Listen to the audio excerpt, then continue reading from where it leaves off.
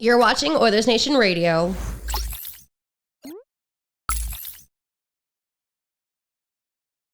Welcome to Oilers Nation Radio. It's a very small cast today, and I just ran from a different chair, which I'm going to have to run back people to. behind the scenes footage there. Rick is back. He's Too sad on Tuesday to join us. He remembered we have an episode today. I just assumed everyone was out of town. I thought you were gone too. I did think Liam was gone as well. How did you not get to Florida? You're a media guy. I know, but Isn't there like a media charter that flies you out there? I thought you were in a car with Mike Stelter in Portland. did they drive? They had, I think I didn't long follow. drive. I was jealous and FOMO was high, but I didn't follow the whole thing. But I saw that, they were going to connect through Seattle, but then they had a flight get delayed or canceled. So they missed that connection. And then they had to drive to Portland to then be able to get into Florida. I did see they made it though. So Portland to get to Florida. Sorry, yeah, like what was that? from They Seattle, Washington to Portland, okay. Oregon. I was going to say and then they're flew out of not Portland. even close to each other. Portland, Oregon? No, like Seattle? Portland. Oh, yeah. that's- No, he's going for the one airport. No, yeah, one airport to Go another. for the to next get one. through I it. have heard that Bellingham is supposed to be a cheap airport. Bellingham. Bellingham. Belling- It's north of Seattle, south of BC. Oh, yes, I've heard that one too. That's like if you're flying, you head up that airport and everything's cheap. Well, maybe next year when we knock out the Seattle Kraken, maybe we can just They're not fly making into the playoffs. Bellingham. You don't think they'll Just- make it? Not they won't be playing us. Well, when we finish first in the Pacific and they're the last wild card team, maybe. Perhaps. That's kind of the way I would do It's not like Calgary's going to take that spot. it. Definitely not now. They might get rid of Kadri as well, which would be kind of nuts. Like, you're almost too bad at that point. Like this, we'll get into it, I suppose. I mean, there's not a lot of Oilers talk to talk about now that we're all just None. sad and depressed. It's okay to be bad, but you can't be like, we're going to be the worst team ever bad. Like, I just feel like that's just a recipe for disaster, but they have prospects, not like elite prospects, though, right? No, they speak of their prospects like the best prospects out there. like Well, Dustin I like Wolf, Conazari, the goalie that Dustin Wolf, yeah. that are going to replace Markstrom with now. I think you're right. I think that there's like a danger of going too deep into the well, and you find yourself like a San Jose Sharks or an Anaheim Ducks, where you're just kind of, Or the 2010 floundering. Oilers. or the 2010 Oh, the Oilers, where you're 2010 trying to. Yeah, But- 07, 08, 09. Go on for a couple more years. But that's a fan base that's been like, quietly laughing at us for years Yeah. for getting first overall picks, whilst they've been treading in mediocrity and just missing the playoffs, not having that high draft pick, and look what it's done for them. So it's interesting to see Conroy flipping the script on them, and Yeah. now they're going to hopefully be the Oilers. They I don't hope to think I'll like be the Oilers. quietly laughing. No, I will laugh compulsively in their face if I have to. It's Now they might get rid absolutely- of, we just said Kadri as well, right? And I wonder if, like, what does Rasmus Anderson do now? Yeah, There's well, 1 year left. Jonathan He doesn't, Huberdeau is, he doesn't do much when he's on the team anyways. That's- Jonathan that's very Huberdeau is true. really thankful he signed that deal without looking at the team first. I feel worse if I had to for Mackenzie Weegar because Yeah. he's actually a good player. That's wow. You know? Bold. You're saying more about Huberdeau there than you are McKenzie, I think. Well, yeah, that's true. Weegar's deal also 2031. But Yeah, but see, both of them, that was like, and I think I sat on this show and I said, signing those contracts sight unseen without even knowing how they fit into that team as it was constructed. there was a fear of them leaving too. Of course there is. Which is what it was, right? Of course there is. But to me, like, yeah, I don't know. I'm not a Flames expert by any means, but if I'm that team sitting with that, that decision to be made, and the worst case is that they walk away from you and you have to restructure and retool everything. Okay. Yeah, They should have went young that year. Yeah, they should have. You're just preventing the inevitable. But Rick, you went on Tuesday's show. You want to talk about it? No. You want to say anything? No, I don't know. There's nothing else to say. I mean, we give didn't. us your overall thoughts on just I the hate it. run, I guess. I hate- I just mean, the run- everything, the- your experience with it. The only thing that sticks out the most is the last game, and it sucked. It's terrible. Hate it. That's mean, all it's- that stood out. That right now, that's all that sticks out. Like, man, that's your final taste of the playoffs. Is like, it's all for, you got it down to like one game, Yeah, all the marbles, and you lost. it really didn't And it feel like sucked. Oh, they were going to score at all. After Janmark scored, there was a couple of chances here and there, but I never had that feeling again. Welcome of to what like, it felt like in 2006. is that what it felt like? We just couldn't score. But now there's the difference after the game of everyone's still here. Yeah, like I'm pretty sure we're not gonna have a pronger. So that's nice. They open the door for a couple other teams, Knock other on players to wood, leave. yeah. There was so much talk yesterday about Draisaitl to Boston, and I just don't get it because they're talking about trade. Yeah, first of all the trade options they've been putting out there are Horrendous. ridiculous. Like the only good part about it, and we shouldn't address it too much, but we will because it's June 28th. The McAvoy part would be fine. Like, of course, he would have to be in a deal, but then they had someone else in there who I've never even heard of, and then a first round pick. It's like, do you realize how good this guy is? Like, Yeah, this guy isn't. There's not any other guy in the league that's like Leon Draisaitl. No. And the fact that you think the Oilers would trade him, I don't even know the guy's name, for McAvoy, some random middle-aged prospect they have, and the 25th overall pick. Not a chance. The most absurd thing I've ever heard in my life. I don't even know what the package would look like. I just know it would look nothing like that. No, you'd need. No, there's no point even speaking. Like this, you're not making that trade. You're gonna find a way to sign them. You're gonna sign both of them. What would you pay? What would you give Draisaitl? What does he want? That's exactly what I think too. I mean, people were saying yesterday. So Frank reported, we'll get the true facts: 14 million for Draisaitl, 15 for McDavid, and 10 for Bouchard when that comes up too. And people are looking at that. That's absurd, but like the cap's going up. You're going to get to 100 million. So hold on. So we're talking 8 years on all of them, by the way. Good. So you're talking Leon at 13, 14. Yeah. So that's 6. Connor at 15. 15. So that's 8.5 total. And then Percentage? no, just money, like what you're going to be spending more. Okay. Right. So 6 million extra for I Leon, see. and then 2.5 extra for Connor. Yeah. So 8.5, and then probably another 6.5. So you're going to need about an extra $15 million to sign those 3. Extra? Then you're spending right now. Yes, but guys coming off. Obviously, other guys are going to go out. Like guys. Yeah, you're going to have other things are going to move uh, around. But essentially, as of today's, what we're spending today, you need $15 million within the next 3 years to secure all 3 of them. So just from guys who are under contract right now. So we're talking this starts 2025 is when Leon's contract is 1 year from today. 1 year from today, pretty much. You have 1 year left on Evander Kane. And then that's kind of it. Like the other guys, like Cody Cece's money will be off the books. That might already be off the books before we even get there. You have 1 year left of Ekholm. So you add, what did you say it was? 14 million, so it's 6 million-ish to Draisaitl right now. And then when McDavid comes around a year after that, 22.5. Evander Kane is gone off, is no longer under contract unless you resign him, of course. Ekholm also, and Brett Kulak's deal. So that's 6, 9. And by then, the cap could be close to 100.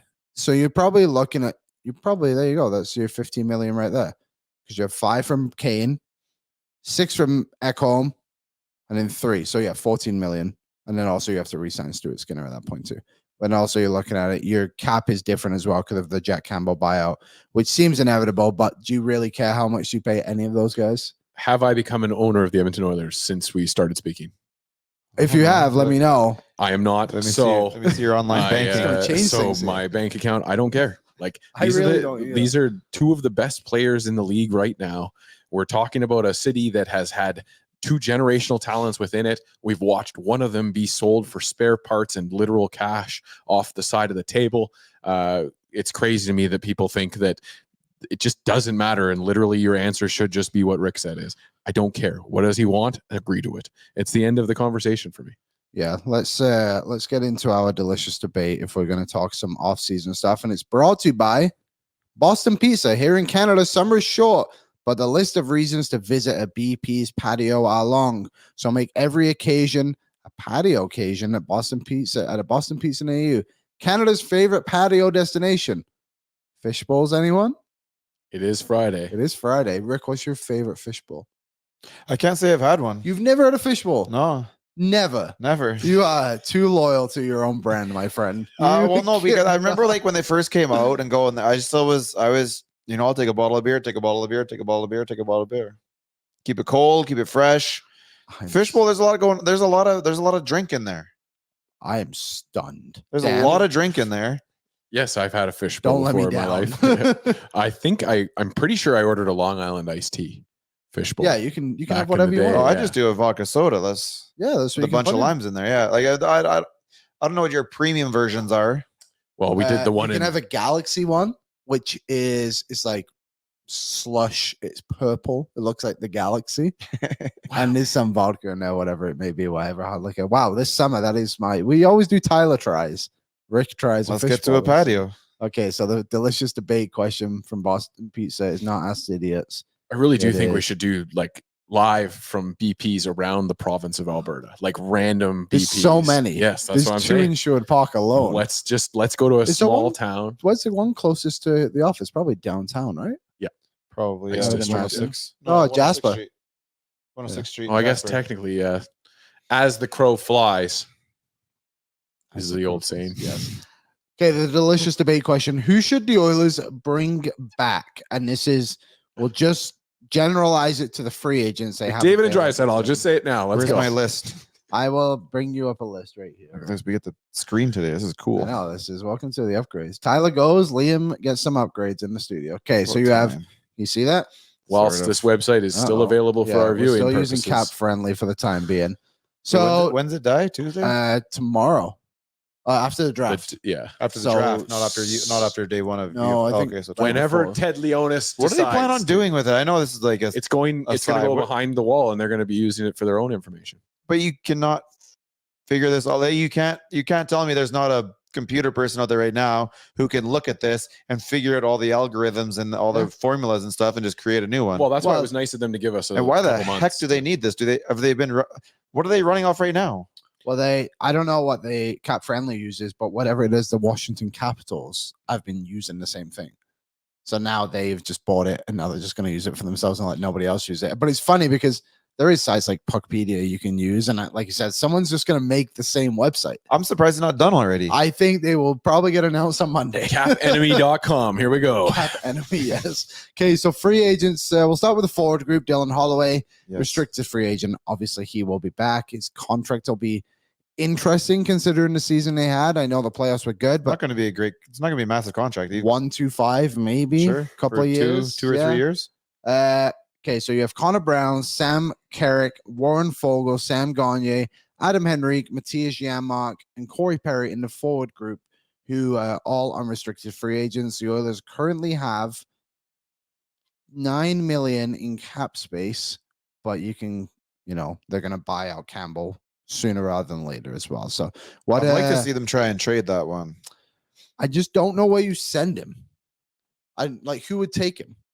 I don't know. People are always taking weird contracts. People have sat there and said, Yeah. "Well, that's not going to be tradable," and then bang, that The- contract gets traded. The other part about it too, from an Oilers perspective, is the assets you would have to add to that deal. Mhm. So let's look right now. The Oilers this year have a second round pick. Obviously, the first round pick was gone to Anaheim for Henrique. So would you be willing to give up a first round pick to get out of Campbell? At that rate, yeah, Because then you don't have one for next year. probably not. Because I think what is it? He saves you money for the first 2 years, and he costs you 1.5 for. Yeah, so it's like 1 something this year, 2.9 the next 2 years, and then 1.5, the rest of it's like 1.5 something, negatives. yeah. Becomes irrelevant the way the cap's going. Yeah, I'm not too worried about the 1.5s really. I guess at that rate, knowing that, you're probably going to want to get rid of them with the least amount of assets also leaving the door. So maybe that is the buyout is the option there. Yeah, and it sucks too because we just spoke about the contracts you have to sign with McDavid. But we and did just Draisaitl, get but we have our backup goalie signed for 2 years at $1 million. yeah, right? Calvin Pickett just signed New Year, 2-year deal for $1 million, which we'll get to right. Which is after great this, because if you get out of Campbell there, you've got your goaltender secured for the next 2 years at under $4 million. 3.6, Sorry, 3.6. yeah, that's It's great. incredible to be And honest. when one and of them took you to Game 7 of sorry for bringing it up. and When the you other have one, one who just did what he did in the playoffs, that's great goaltending. Yeah. That's great value. and the other one in Calvin Pickett helped you get to a Game 7 in his own way too, right? With what he 100%. did against Vancouver. Yeah. So I think everyone's just more than happy with the Calvin Pickett run, and also too, it's looking like it's a one-way deal. Which, for what people don't know, is if he gets sent down, he will still get that NHL paycheck every week. Which is Yeah, but he'll still have to go through waivers. but no matter what, wherever he Yes. goes, he would still get it. But that The waivers also thing, but- that comes off the books anyways because Yep. you can hide 1.01 or 1.1 or whatever the heck it is. So you're fine to hide in that one. And that's more significant for the Jack Campbell conversation, just because there isn't that flexibility now. You don't want to be carrying 3 goalies. So you have more of a decision to be made there. Kind of gives you 1 extra year for development out of Rodrigue. Yeah, who's coming along quite nicely. How old is he now, actually? He's 23? Still 23. I wouldn't be shocked. He's playing down there for sure this year. You might have to give him some NHL love at some point, just for the idea of he's an RFA at the end of the year. End of this year or next year? Next year. Next year. Yeah. Sorry, I'm just going to. Yeah, I mean, you probably get him a little taste next year. Yeah, you'll see what he's like in preseason too. Who knows? Maybe he outplays Pickett in preseason. Maybe it doesn't really matter, right? But the forward group, back to the conversation.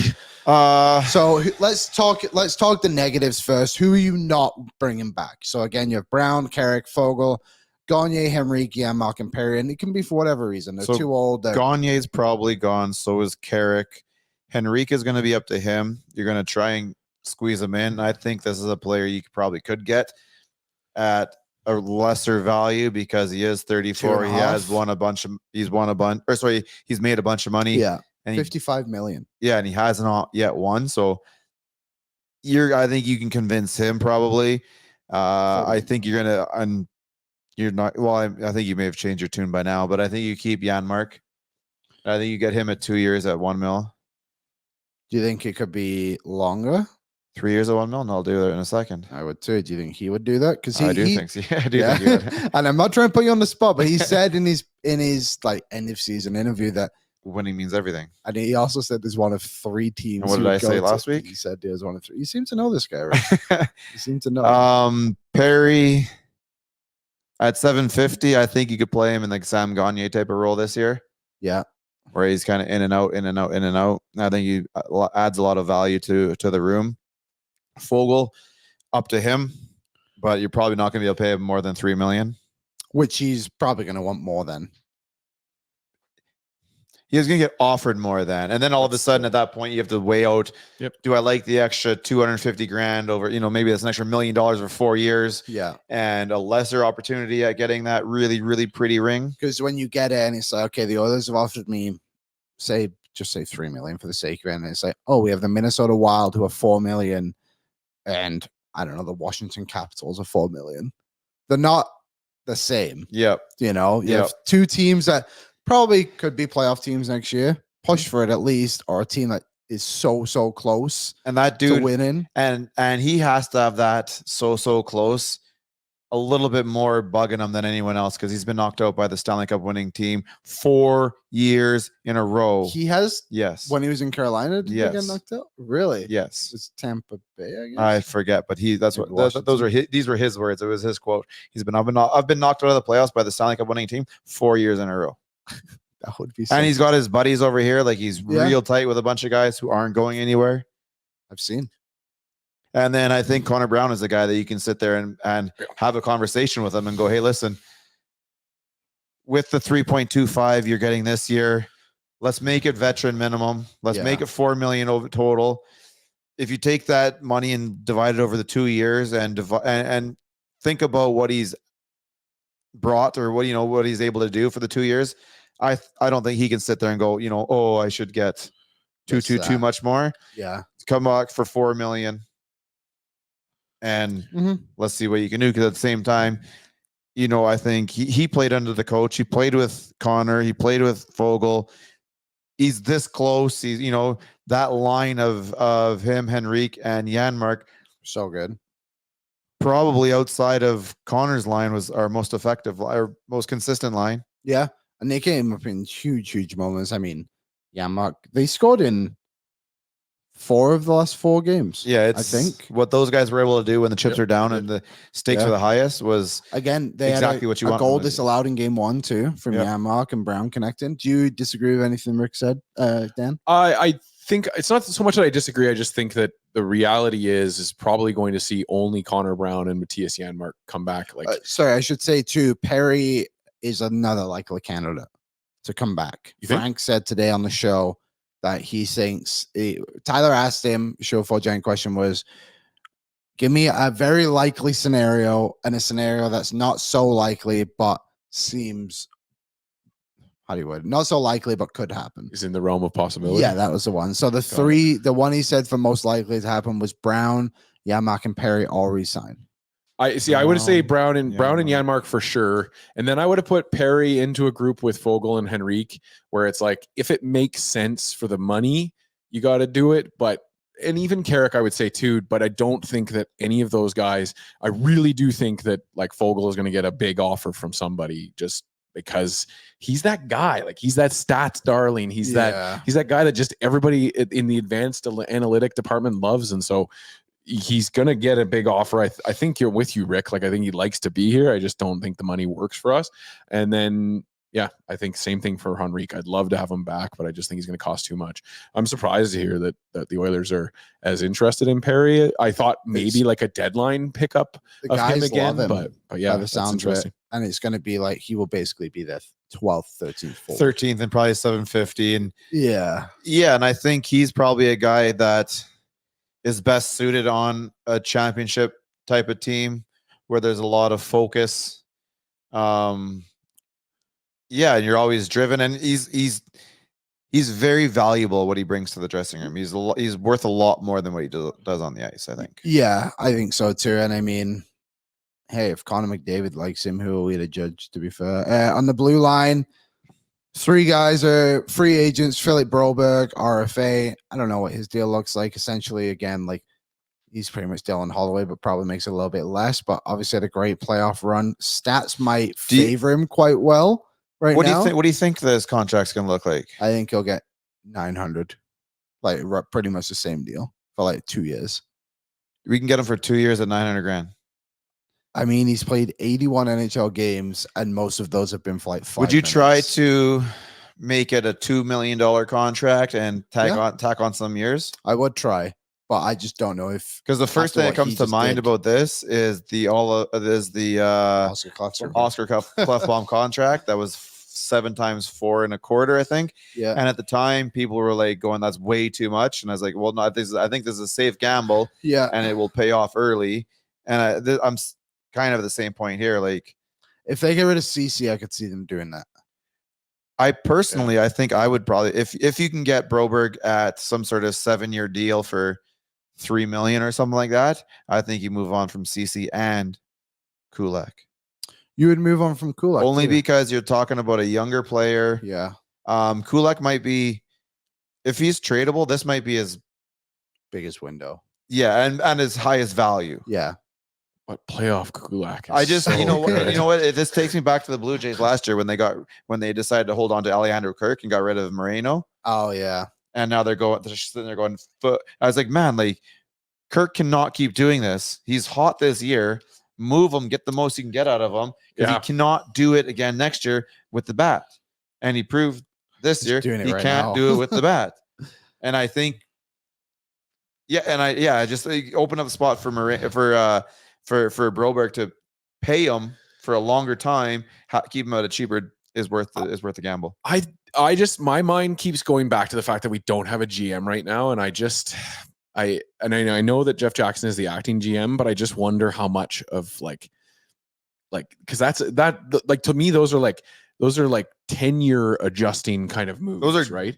Your GM has to be on board with this. Yeah. But when do we have to? So we can qualify him by when? You have to qualify him by a certain date. Yeah, I don't know. Which is probably pretty quick here. Right away. Yeah. But then you don't have to agree to anything. Yeah, you don't like you can qualify him, which takes him off RFA status. Nobody can touch him anymore. And then it gives you time to like do a bigger window thing after you get your GM. Yeah, that's my only kind of thought there, is that it's just there's so many questions we're being asked right now, and I just don't know the answer. I do think that this is Jeff Jackson's team. But he doesn't want to be GM, obviously. But he's going to bring in a guy that, makes sense for him and for Connor's vision. But yeah, it's just interesting. Vincent Deane, any ever spoken to him? That's another player I'd keep. I mean, first of all, he's young. Is he younger than CC? Yeah, he's younger than CC. He's cheaper than CC. I think you're going to get him for multiple. I think with a player like that, he's going to want a couple years. And I think if you can get him, I mean, Kesselring just signed for 2 years at 1.2 today. So you're probably not going to get much more than 1.5, 1.75. If I can get him at 1.5, I'll throw on an extra year or two. That's the type of contract where if it does not go well, you can just put him in the minors and the contract pretty much goes away, right? He's only 28. Yeah. So I know there's. I'd give him a 4 times 1.5 right now. I'd give him at that cap here. I mean, I'd probably give him 4. I'd probably give him 4 at 1.75. I think he'll get 2 years. I just think when you look, what's back, the dollar amount? Probably about 1.5, 1.6, maybe. If you're like, hey, we're not going to give you an extra year, but we'll give you an extra $100,000, or you'll get like a bonus or something like that. That says if you play 50 games this year. Or 10 games, because you always just give those damn things away like that. Yeah, you just show up to training camp, you get your 3.25 million. You sign this contract, you'll give you a bonus, playing bonus for the year after. But I just think when you look back at some of the deals they've done, like the bridge deals, right, with these younger, inexperienced guys, and obviously very different because these guys are going to have bigger deals. And we had a flat cap at the time. You really didn't have a lot of options at the time. Yeah, but like McLeod, I think he's had 2 bridge deals now, if I'm not mistaken. Bouchard obviously is on one right now. Like they're not. So that would make them. They're okay just giving these like 2-year like deals. A 6th year in the league then.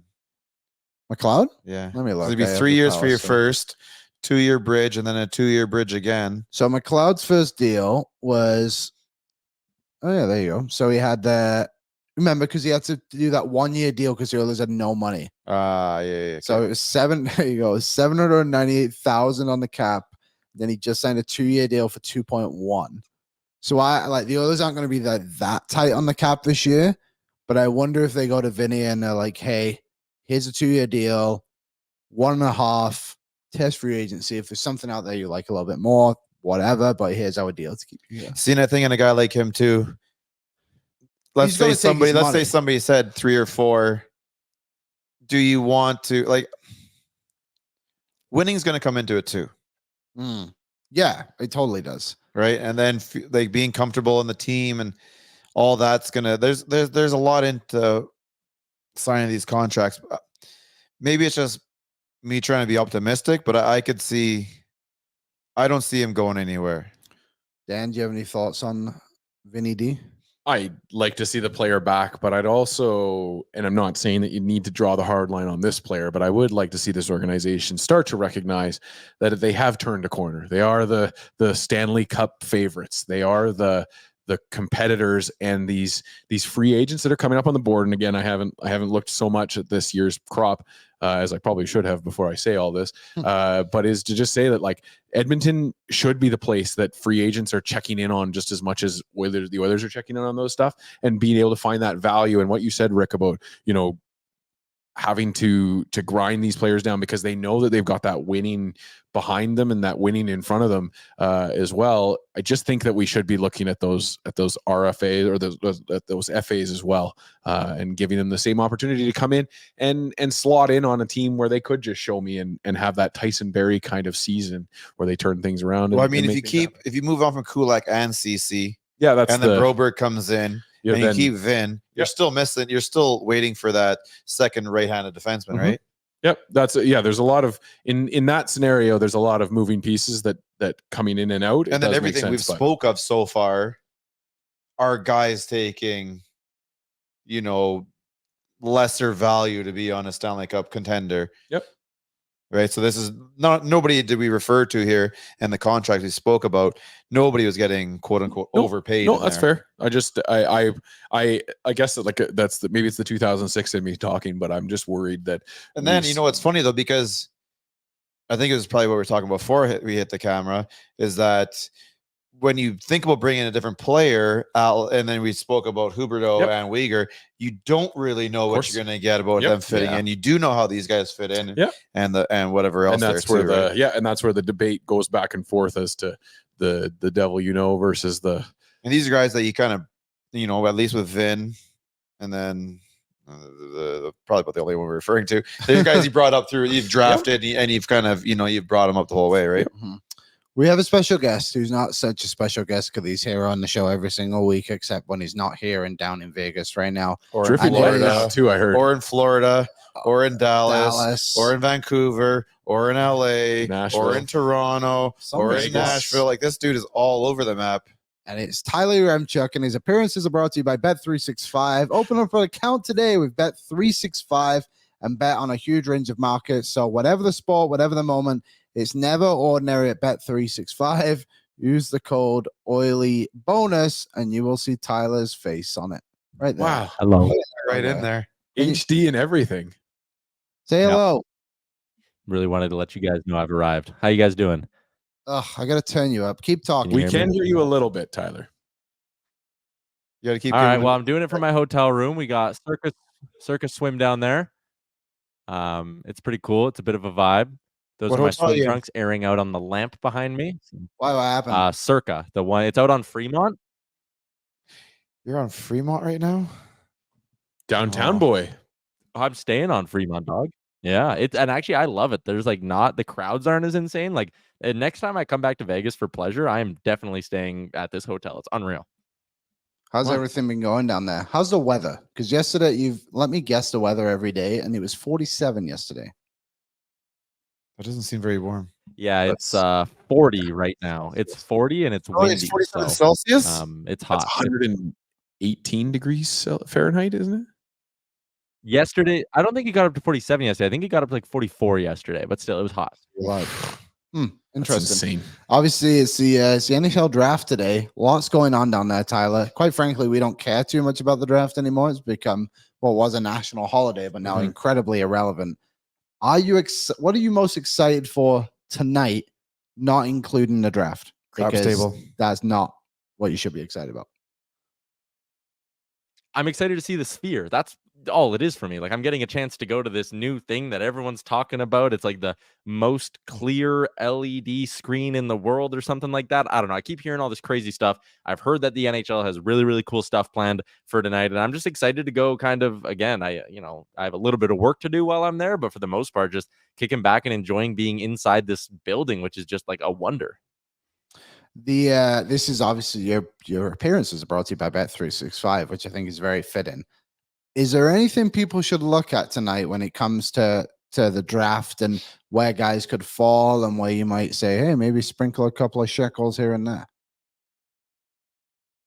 Yeah, I think the third overall pick is a really, really interesting spot in this draft. I've heard a little bit of stuff about maybe Beckett Seneke going in that spot. I've also been starting to hear that there is a lot of talk about Zeev Buyum, who is a very interesting prospect. I think we could see one of those two end up going in that 3 spot. So I'm not 100% sure what the odds are. I'm pulling them up right now. Did you see But I Zach? think again, any sort of like taking. Yeah, so you have a Zeev Buyum future on to go third overall, right? So I bet it on the way in on Bet365, and it was Wow. plus 200. And then when I texted Tyler during the show, because he kept saying this Beckett guy was going to get drafted third, I now have a $40 cash out on my bet.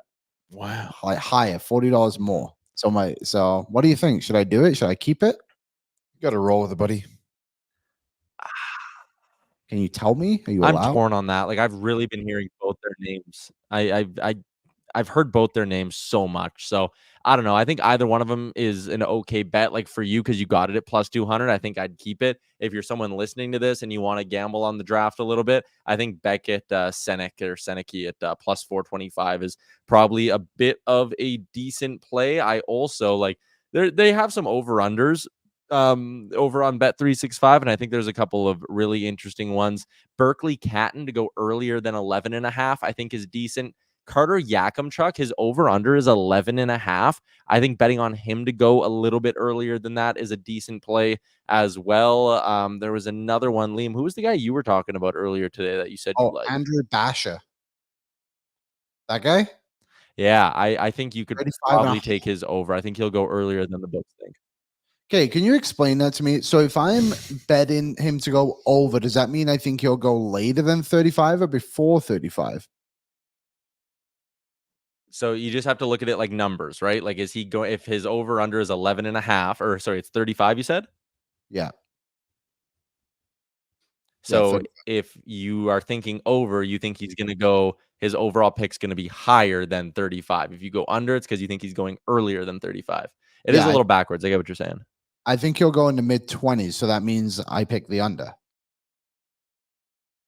right? Yeah, Yes. like so you have Yeah. Beckett Seneke here, under 6.5 at plus 100 or over 6.5 at minus 130. So you have them going in lower than that. Okay, sounds good. Tyler, we were just talking about some of the contracts that were kind of coming off the box here for the Oilers. Obviously, there's not any significant names, but Adam Henrique could be the biggest one, I guess you could say. What do you think he's going to get, and do you think it'll be with the Oilers?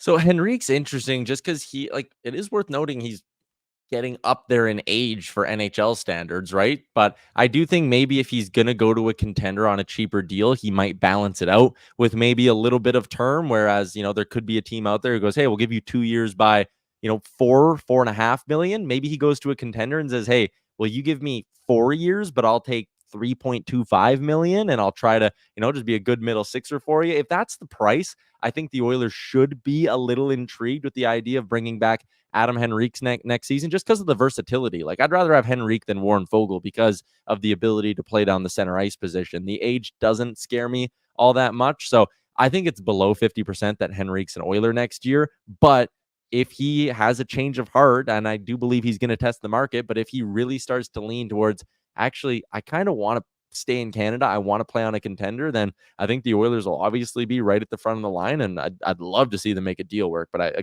think it's under 50%. But there's going to be a lot of contenders who are looking at a guy like that, right? I was just going to say, even in Canada and Toronto. Exactly. Like, I think Dallas will come knocking for him. We spoke a lot about kind of upcoming UFAs and everything. Is there anyone you want the Oilers to pursue fairly hard? If they can make the money work, I really like Jake DeBrusk. I think that could be a really good fit. I think he has upside if you play him with talent. I mean, obviously, we've seen him score 27 goals in the NHL, but honestly, this isn't a free agent class that gets me excited about a lot. I know there's Oilers fans being like, you got to go get Steven Stamkos. Like, they're not getting Steven Stamkos. That is an absolute pipe dream. It's not going to happen. And with the cap situation for the Oilers, I might get yelled at and tweeted at for saying this, but I would personally be okay if they came into next year with 1.5 million in cap space, 2 million in cap space, kept all their picks nice and clean, kept their powder dry, and get ready to do something crazy at the deadline next year. That's what I would do. I wouldn't go nuts in free agency this year unless you can move out an Evander Kane or a Cody Ceci. Yeah, resign your UFAs, resign your RFAs. Maybe you add one $3-ish million, $3-4 million forward. Could be Henrique, could be someone else, and then you kick your feet up. Even if you can get rid of Cody Ceci, I told Frank today, I'm okay going into next year with a blue line that's Bush, Ekholm, Nurse, Broberg, Kulak, Vinny, and roll the dice. See what happens in the regular season. And I don't know, man. I think you can use your first round pick at next year's deadline. If you have some cap space that's going to accrue, maybe you could get a really, really impactful piece at next year's deadline. I like that. Do you want to stick around or you got to go? I do have to go. I got to be in an Uber in 20 minutes, and I can't go in this T-shirt. Where are you going? The draft starts in 2 hours, bro. Oh, that's what's I happening. forgot about that. Okay. I thought he's on vacation. He had a tea time to make. Well, is there anything else you want to talk about? And how was your swim? Not good. My swim was good. I immediately had 2 security guards come up and go, don't do that again. And I was like, okay, noted. It was for a bit. They were like, nope, don't care. Don't do that. I was like, all right, sorry, guys. So they didn't like me jumping into the pool on Owen every day. You can't swim in the pool? The hell's the point of having water in it? I don't know. I don't know if it was that pool specifically, if they didn't like the jump. I don't know, but I was yelled at. Oh, well, that's too bad. Okay, well, we'll let you go, and then we're going to carry on with the show because we have 10 minutes left. Farewell. Bye, Tyler. Bye, guys. All right, there he goes. Brought to you by Bet365. Bet365. I got another one. We got to talk about Ken Holland. I don't know if you guys heard he's gone. American fans heard about he's it. been I saw gone them for- posting online and saying that we were sending off the entire team. He's been gone for 6 months. Pretty much has been. Let me find it. Okay, so there we go. So Bet365, Tyler's appearance, and now we have Ken Holland's farewell, brought to you by the Oilers Nation Open. As Dan breaks the studio. Mark your calendars because August 30th, it's time to dust off those clubs and hit the greens for the 7th annual Oilers Nation Golf Tournament presented by Oodle Noodle. That's right, an 8 a.m. shotgun start at Millwoods Golf Club will kick off an unforgettable day of golf. Laughs with your fellow nation citizens. Whether you're a scratch golfer or just out there to hack away, have a good time. This tournament, everyone is welcome. This tournament is for everyone. I should have read this ad read before I did it, but that is what it is. Join us for a day of great competition. This is the longest ad read ever. Great competition, awesome prizes, memories that will last a lifetime. Plus, you might even run into a few familiar faces from the Oilers Nation community. Who knows? Almost done. So grab your buddies, sign up, and let's make this year's Oilers Nation Golf Tournament the best one yet. Don't miss out. August 30th, 8 a.m. Shotgun start. Be there or be square. Visit nationgear.ca to register today. See you at the course. Wow. That was our episode. Thank you, everybody. Paragraphs. Thank you for everyone for tuning in. There you go. So Rick had a hard out. We got to get out of here. That was actually the duration of Ken Holland's stint in Edmonton. You know what? Great job, Millwoods. Can't wait to go out and golf at your course.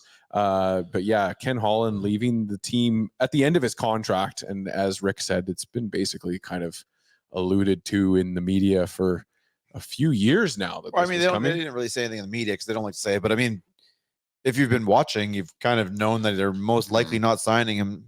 And if in most cases, GMs in their last 6 months kind of have the steering wheel taken away from them for most cases, right? Yeah. I mean, it really felt Especially when you have like a whole succession plan set up already outside the GM, but you have the Jeff Jackson's there and whatnot. It really felt like when they brought in Chris Knobloch, that was kind of the end of Ken Holland. That press conference where he's essentially asking permission to talk, it felt like for the most part. And I just wanted to ask you, Rick, we kind of spoke about it on Tuesday's episode, and you can say it again, Dan, for sure. But like, what do you think Ken Holland should be remembered for? What should be his legacy in Edmonton?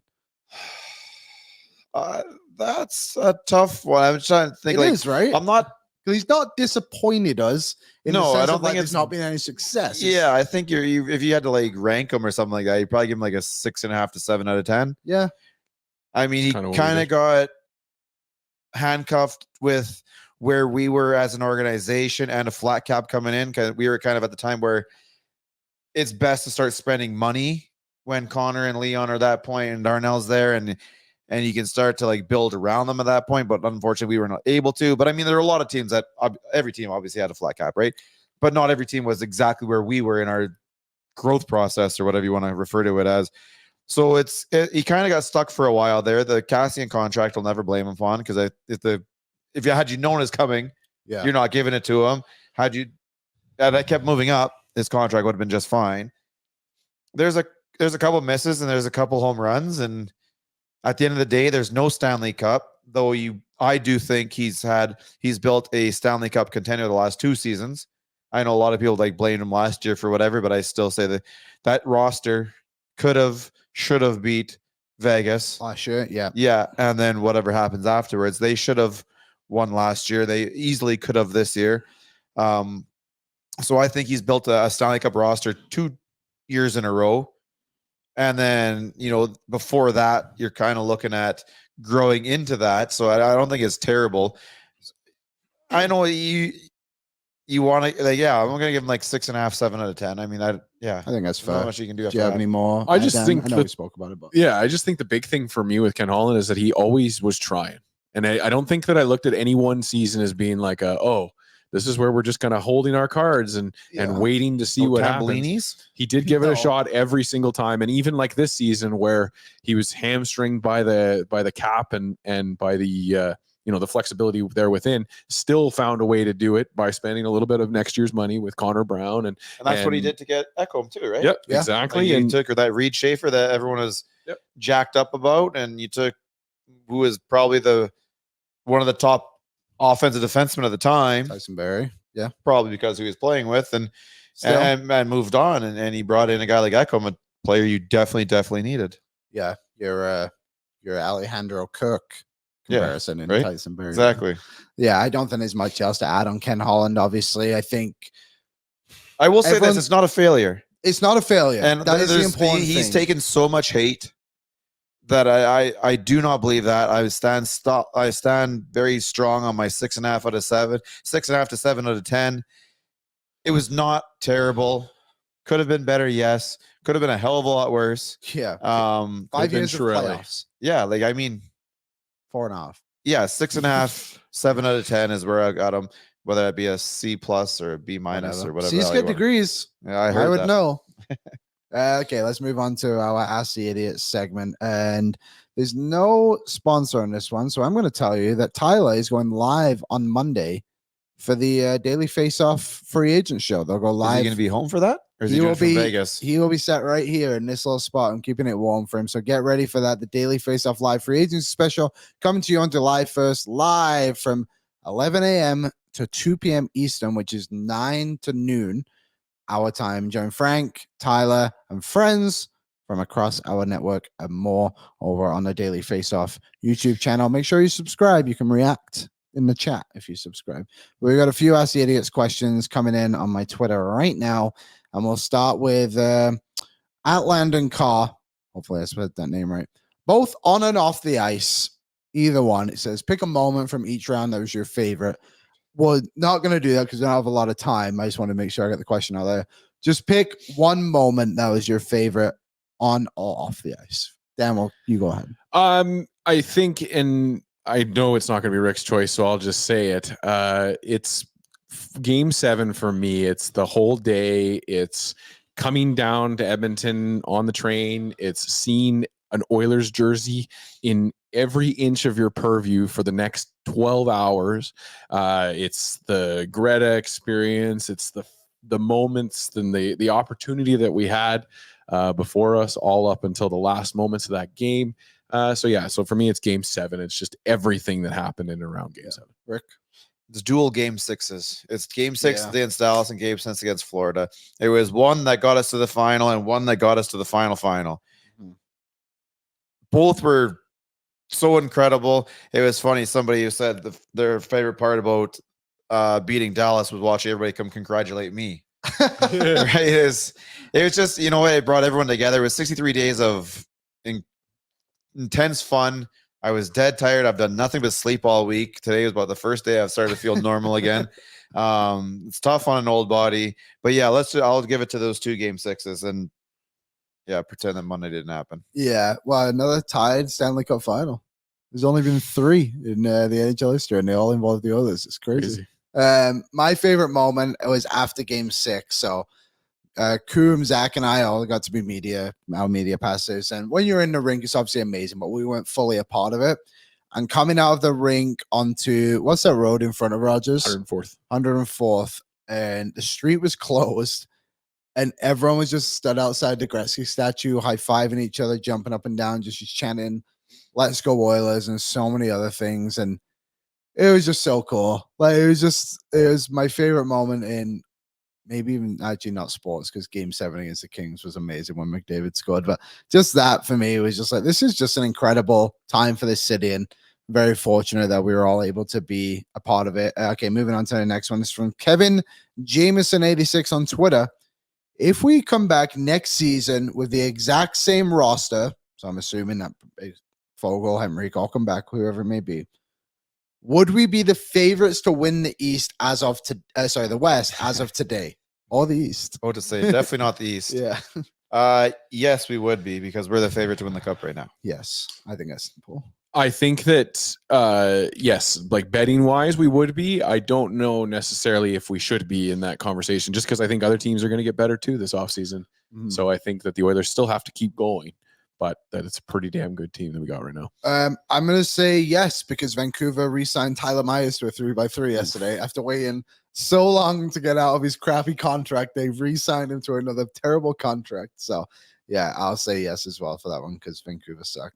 Okay, this is our last one from B-Max. We kind of spoke about it a little bit already, but I still think it's good to address. B-Max644 on Twitter.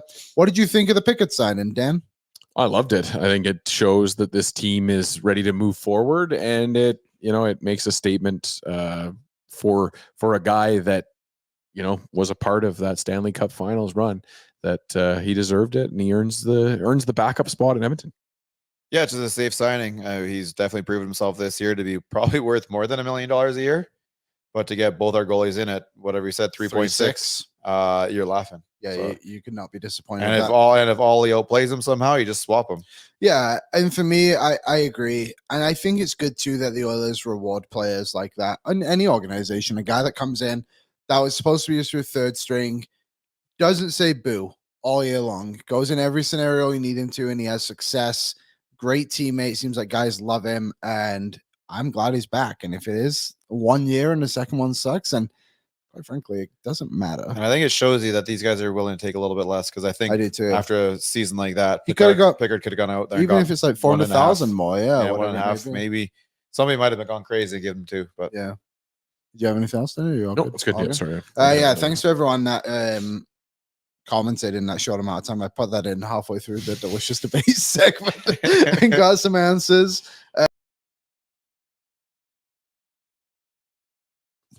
Hot and Cold Performance brought to you by Great Clips. With more than 4,400 hair salons throughout the United States and Canada, Great Clips is the world's largest hair salon brand and official hair salon of the NHL. Salons are locally owned and operated 7 days a week. Your time is valuable. Use the Great Clips check-in app to see the wait time, check it on your phone, and get your haircut when you want it. For more information, check out greatclips.com. Great Clips. It's going to be great.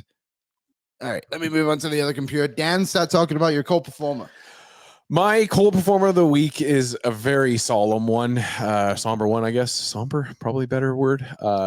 Unfortunately, it's going to go out to Edmonton drivers recently. This rash of young people being killed on our streets is becoming outrageous. And I'm a runner on these streets, and I've almost been hit by too many cars. Unfortunately, saw a person in a wheelchair get hit in a crosswalk on just this Monday. So Edmonton drivers, there's just nothing worth it that out there for you to be rushing and not paying attention to your surroundings. So you get my cold performer of the week. Okay, Rick, your co-performer of the week, please. probably everything from Monday night from about 10 o'clock on. Yeah, that really did suck. God, this. Don't care. Yes. Oh, that was you, Dan. My co-performer of the week. I'm gonna cop out again, but I'm gonna say it. This weather we've been having, absolute disaster the last couple of days. Hot and cold. Make up your mind weather. No, just be hot. Yeah, just be hot. Yay. Shit. There you go. Okay, moving on to the good part of the show. Well, it's all good, but you know what I mean. The hot performer of the week, Rick. Give us a positive. Well, I think it's pretty obvious. It's whoever Frank Bensel Jr. is. He went back-to-back hole-in-ones on the senior tour. Unfortunately, he followed it up with 5 bogeys in a row. However, back-to-back hole-in-ones is, I don't know what the odds are on that, but you're probably like, go get yourself a lotto max ticket at that rate. Impressive. Jones barbecue foot massage. That's how you celebrate back-to-back hole-in-ones. Oh, you're telling me. Dan, hot performer of the week, please. I don't know who the player is because they haven't announced it yet. I'm sure it was just a minor medical thing, but it's the Calder Cup trophy winning championship Hershey Bear player that was hospitalized during the celebration of their back-to-back Calder Trophy championships. I just love the idea of celebrating so damn hard that you get hospitalized. So you get my hot performer of the week. Feeling hot, hot, hot. Feeling hot, hot, hot. Much better button. I remember a kicker from the NFL, I think is Martin Gramatica, who hit a field goal. He jumped up in the air, and then when he landed, he snapped his knee in half. That's I've seen a couple of those in baseball. The baseball, yeah. I forget who the hell was I it? can't remember. It's been a bunch of years now. He came. It was the jumped on Angels. home place. And Yeah. home plate. And, Snaps his leg. Yeah. Abreu, was it? Bobby Abreu? maybe. Might have been a Bobby I can't Abreu thing. remember. My hot performer of the week, I am going to give it to the city of Edmonton for not overreacting to a loss of our beloved Edmonton Oilers. And the people who were arrested on the weekend, Monday night, was pretty much because they were having too much fun. 5 people got arrested for being too drunk on the weekend. And Rick, you were downtown the whole run. It was really good vibes the whole time. It was incredible. Right. I mean, even Monday night was still. People definitely did not just turn around and go home after it. No. I wanted to, but Yeah, I did. I did just go home. The big guy is smoking hot. I'll say this about 06 though, like with all the quote unquote riots and stuff. that is 100% on the city and the police on how they handled it. They try to keep White Ave open and keep everybody on the sidewalks. That's just too many people in a small space. Close White Ave from 109th Street to just outside of Hudson's on Calgary Trail or Glen or Gateway, whatever the hell we call it now, and put your backs against the building. Let everyone do whatever in the middle of the street. You're not going to hurt anything there. I put that on the city and the police. I put it all on the economy. Nobody can afford to go to jail in this economy. There you go. Ended on the economy on a high note. Thank you everyone for watching Oilers Nation every day and also listening. And what show is this? Oilers Nation Radio. It's been an absolute week for me. I need to go home. See you later. Have a good weekend. Good night, Liam. What's up, Nation citizens? If you like that video, then you need to be subscribed to the Oilers Nation YouTube. Podcasts, live shows, exclusive interviews, and analysis. Everything you need from your favorite voices at Oilers Nation. And you don't want to miss any of it, so hammer that subscribe button.